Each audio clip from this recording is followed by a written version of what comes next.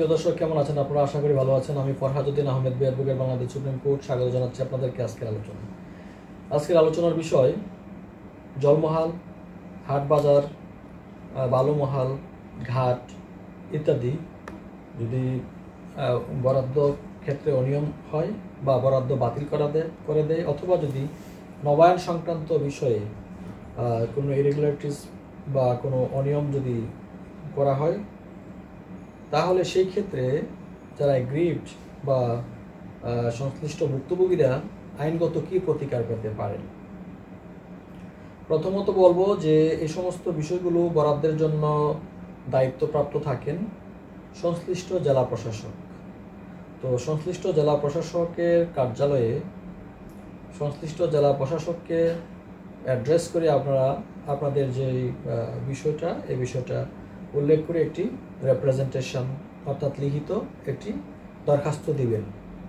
দিয়ে যদি দেখেন যে না কোনো রকম প্রতিকার হচ্ছে না, কিছুদিন অপেক্ষা করবেন এবং দরখাস্ত অবশ্যই দিয়ে রিসিভ করে নিয়ে আসবেন। সেই দরখাস্তের রিপ্রেজেন্টেশনের কাগজটা নিয়ে একজন বিজ্ঞ আইনজীবী সুপ্রিম কোর্টের ওনাদের সাথে সংশ্লিষ্ট বিজ্ঞ আইনজীবীর সাথে যোগাযোগ করে আপনারা মহামান্য হাইকোর্ট ডিভিশনে রিট পিটিশন দায়ের করতে পারেন উপযুক্ত প্রতিকার চেয়ে। এখন প্রশ্ন আসতে পারে যে রিট পিটিশন দায়ের করলেই কি আমরা জিতে যাব বা কী কাগজপত্র লাগবে বা প্রসিডিউর কী? অ্যাকচুয়ালি এটা জেতার বিষয়টা নির্ভর করে যে আপনার মামলায় গ্রাউন্ড কতটুকু আছে, কেমন আপনি আসলে যে বিষয় নিয়ে আদালতে যাচ্ছেন বা যে বিষয় নিয়ে আদালতে আসছেন সেই বিষয়টা মহামান্য সুপ্রিম কোর্টের হাইকোর্ট ডিভিশনের সংশ্লিষ্ট বেঞ্চে আপনার নিয়োজিত বিজ্ঞ আইনজীবী সাহেব কীভাবে উপস্থাপন করেছেন, আইন কতটুকু সাপোর্ট করে আপনাকে রিলিফ দেওয়ার ক্ষেত্রে, এবং যেই অনিয়মের কথা আপনারা উপস্থাপন করবেন সেই অনিয়মটা আদৌ হয়েছে কিনা এবং আইনে নির্ধারিত পদ্ধতি ব্যতি রেখে কাউকে দেওয়া হয়েছে কিনা, বা নবায়ন যদি করা না হয়ে থাকে সেক্ষেত্রে আইনের সাথে কোনো সাংঘর্ষিক বিষয় আছে কিনা, বা বরাদ্দের ক্ষেত্রেও যদি আপনি বরাদ্দ পাওয়ার বেশি যোগ্য এবং বরাদ্দ পাওয়ার ক্ষেত্রে যে নিয়মকানুনগুলো আছে লিজ নেওয়ার ক্ষেত্রে সেইগুলো আপনি প্রপারলি ফলো করার পরেও এবং আপনি সবচেয়ে বেশি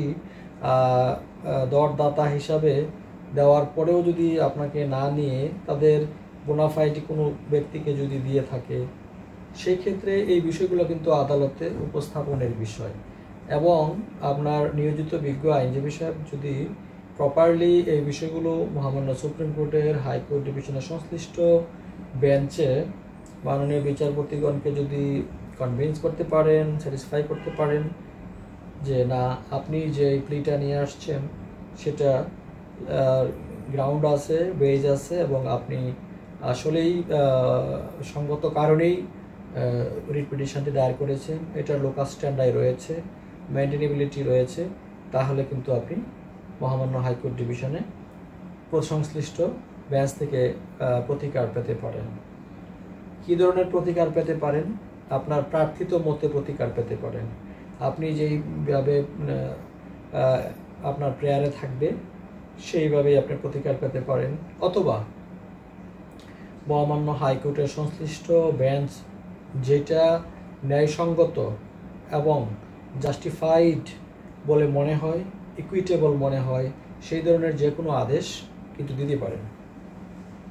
তো এইভাবে আপনারা প্রতিকার পেতে পারেন। এই বিষয়গুলো আমরা আমাদের প্র্যাকটিসে দেখে আসছি যে মহামান্য হাইকোর্ট এই ব্যাপারে ইন্টারফেয়ার করে থাকেন যদি যথাযথভাবে রিট পিটিশন এবং সংশ্লিষ্ট আইনগুলো ব্যাখ্যা বিশ্লেষণ করে সংশ্লিষ্ট বেঞ্চকে যদি বোঝানো যায়। ধন্যবাদ সবাইকে। ভালো থাকুন, সুন্দর থাকুন, সুস্থ থাকুন। পরবর্তীতে যে কোনো টপিক নিয়ে আপনাদের সামনে আবারও হাজির হব আমি ইনশাআল্লাহ। সেই পর্যন্ত ভালো থাকুন, সাবধানে পথ